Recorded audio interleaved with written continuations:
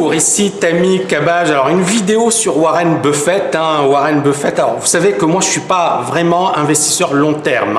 Mais encore une fois, je pense que Warren Buffett a plein de choses à nous apprendre. Et je vais revenir un petit peu sur le secret de Warren Buffett justement pour gagner de l'argent. Alors il y a beaucoup de personnes qui disent j'utilise l'analyse fondamentale comme Warren Buffett.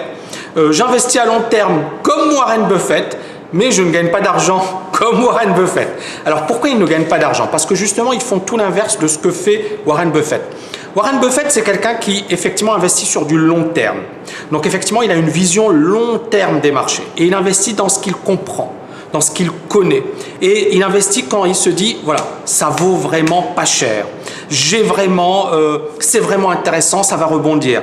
Peut-être que ça ne rebondira pas dans une année, mais dans 3 ans, dans 4 ans, dans 5 ans, ça vaudra beaucoup plus que ce que j'ai payé pour acheter. Donc, je reviens rapidement sur les quelques secrets de la manière d'investir de Warren Buffett. Tout d'abord, il faut acheter quand personne ne veut acheter. Acheter quand personne ne veut acheter. Ça veut dire quoi? Quand un titre est bradé. Un titre ne vaut pas grand-chose. Par exemple, vous avez vu des valeurs bancaires qui en 2009-2008, c'était totalement effondré. Warren Buffett a acheté parce que personne à l'époque ne voulait acheter. Et il a acheté parce qu'il s'est dit c'est impossible, ça ne peut pas continuer plus bas. Et puis bien évidemment, c'était un excellent timing puisque les banques ont explosé à la hausse. Je pense que sur Goldman Sachs, Warren Buffett a gagné 2 milliards de dollars. Donc acheter quand personne ne veut acheter. Généralement, les investisseurs sont des moutons. Ils achètent quand tout le monde veut acheter. Donc ils achètent au pire moment. Mais quand personne ne veut acheter, il n'y a personne qui a le courage d'acheter. Et lui, il le fait. Et c'est premièrement, je pense, son point fort. Et c'est ce qui explique son succès.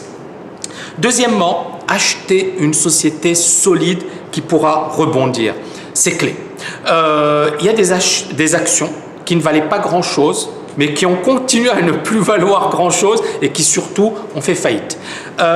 Il faut savoir acheter de bonnes actions. D'accord? On va revenir sur les valeurs technologiques. À l'époque, Warren Buffett était considéré comme un has-been, comme une personne dépassée. Pourquoi? Parce qu'il n'avait pas investi sur les valeurs technologiques. Et bien évidemment, il avait perdu de l'argent en 2000. Je m'en souviens. Et tout le monde, vous aviez des journaux qui disaient Warren Buffett a perdu de l'argent, il est dépassé, il n'a rien compris. Et qu'est-ce qu'avait dit Warren Buffett à l'époque? Je n'investis pas dans ce que je ne comprends pas. Et effectivement, il ne comprenait pas ce qui se passait parce qu'effectivement, ce n'était pas son domaine. On avait des actions qui ne valaient rien sur le plan fondamental et qui avaient explosé en bourse. Et on avait des valeurs traditionnelles qui ne valaient pas grand-chose en bourse. L'exemple, pour moi, clé, c'est eToys et Toys R Us. Toys R Us avait un chiffre d'affaires énorme, avait énormément de clients, avait plein de magasins et pourtant en bourse, elle valait beaucoup moins que eToys qui avait 30 millions de dollars de chiffre d'affaires, qui perdait de l'argent annuellement, mais eToys valait plus en bourse que Toys R Us. Sur un plan fondamental, il y avait une aberration, ce n'était pas logique. Il y avait quelque chose qui clochait. Pourtant, tout le monde achetait eToys et vendait Toys R Us. Et puis, bien évidemment, on a eu le crack des valeurs technologiques et ces valeurs se sont littéralement effondrées. Mais, bien évidemment, Warren Buffett l'avait compris. Autre point, à l'époque, on avait Enron. Et je vais y revenir par la suite dans une autre vidéo. On avait Enron. Enron, les analystes financiers vous disaient c'est hyper intéressant, il faut acheter Enron, c'est une action qui va rebondir. Goldman Sachs disait still the best of the best, c'est-à-dire la meilleure parmi les meilleurs sur Enron, et Enron a fait faillite. Warren Buffett ne l'aurait pas acheté, mais encore une fois, vous voyez pourquoi? Parce qu'il aurait analysé, il aurait décortiqué, il aurait compris que effectivement ce n'était pas intéressant. Donc ça, c'est un point important, acheter une société solide qui pourra rebondir. 3, miser sur le long terme, c'est-à-dire qu'on ne vise pas une année, 2 années, mais 7 années, 8 années, 10 années. Warren Buffett a encore des actions qu'il a achetées dans les années 80, qu'il a toujours en portefeuille. On pense à Gillette, Coca-Cola et compagnie. 4, investir une partie de son portefeuille sur une idée d'investissement. Beaucoup de personnes utilisent un levier pour acheter sur le long terme. C'est une erreur. Beaucoup de personnes surpondèrent leur portefeuille avec certaines idées, alors que c'est faux. Je ne sais pas, moi, dans les années 2000, beaucoup avaient acheté Vivendi. Il disait c'est du long terme. Vivendi, c'était littéralement effondré. Beaucoup avaient acheté du Alcatel. Ça valait 150 euros, ça a baissé sur du, je sais pas moi, 5 euros, quelque chose comme ça. Littéralement effondré. Imaginez les personnes qui ont acheté Alcatel à 100, 150 euros. Aujourd'hui, elles n'ont toujours pas recouvrer leur investissement. Donc attention, miser sur du long terme, ça ne veut pas dire miser n'importe comment, ça ne veut pas dire effectivement acheter à n'importe quel prix, ça veut dire acheter à un bon prix. Parce que la personne qui a acheté du Alcatel très bas et qui a fait du 100%, pas de souci. Mais la personne qui a acheté à 100 euros, elle est toujours perdante aujourd'hui. C'est-à-dire 15 ans après, elle est toujours perdante. Donc, et n'investir qu'une partie de son portefeuille. C'est-à-dire que si vous investissez 1% ou 2% de votre portefeuille sur une ligne, même si la société fait faillite, ce n'est pas grand-chose. C'est 1%, 2% de votre portefeuille.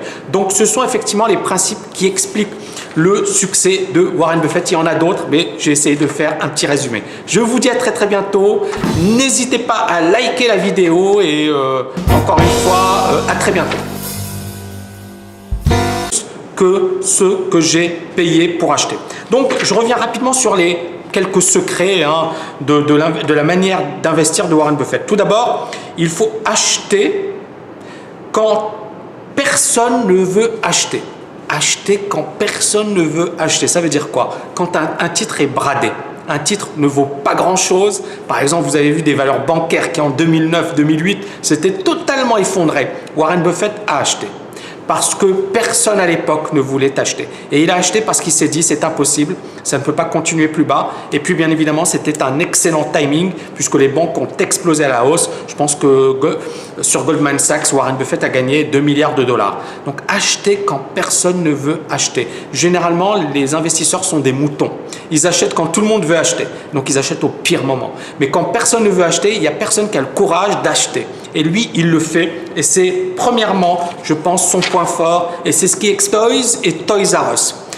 Toys R Us avait un chiffre d'affaires énorme, avait énormément de clients, avait plein de magasins. Et pourtant, en bourse, elle valait beaucoup moins que eToys, qui avait 30 millions de dollars de chiffre d'affaires, qui perdait de l'argent annuellement. Mais eToys valait plus en bourse que Toys R Us. Sur un plan fondamental, il y avait une aberration. Ce n'était pas logique.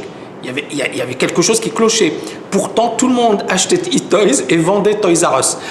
Et puis, bien évidemment, on a eu le crack des valeurs technologiques et ces valeurs se sont littéralement effondrées. Mais, bien évidemment, Warren Buffett l'avait compris.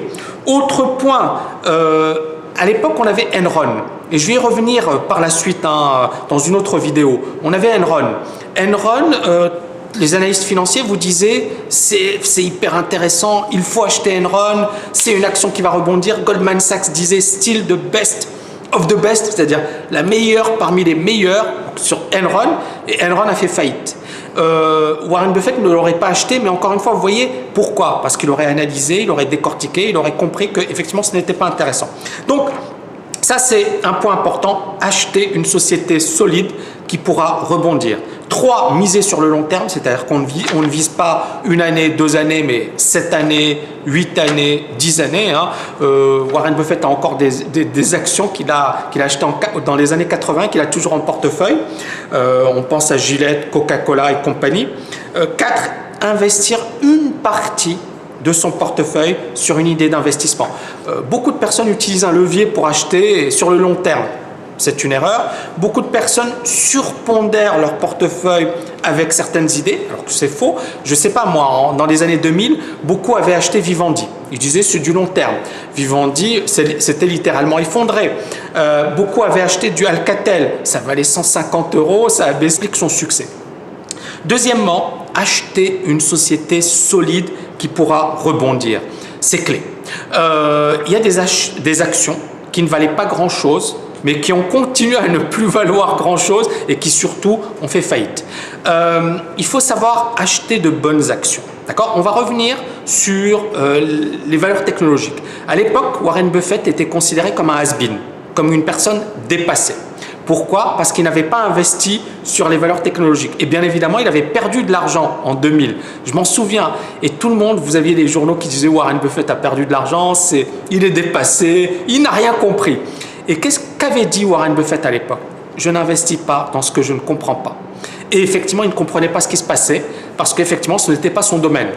On avait des actions qui ne valaient rien sur le plan fondamental et qui avaient explosé en bourse. Et on avait des valeurs traditionnelles qui ne valaient pas grand-chose en bourse. L'exemple pour moi clé, c'est